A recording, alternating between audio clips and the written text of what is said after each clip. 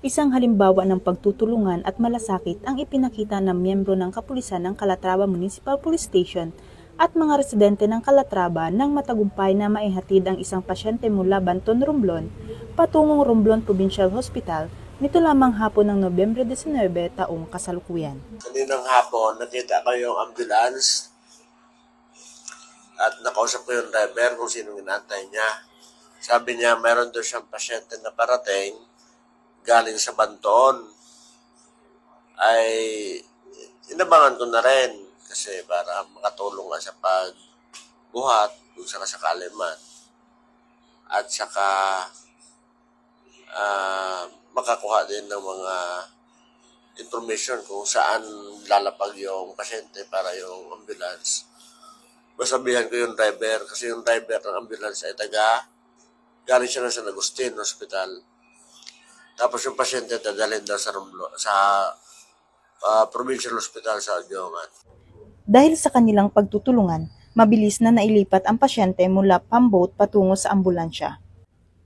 Pagkatapos ng mabilis na aksyon, ang pasyente ay dinala sa Romblon Provincial Hospital gamit ang ambulansya kung saan inaasahang matatanggap niya ang kinakailangang medikal na atensyon. Ang dedikasyon ni Police Master Sergeant Pitalino at ng mga mamamayan ng Calatrava ay nagsisilbing inspirasyon ng pagpapakita ng pagkakaisa at malasakit sa mga oras ng pangangailangan. Bilang pulis ay very much willing ako mag-respond sa mga ganito mga pangyayari at insidente.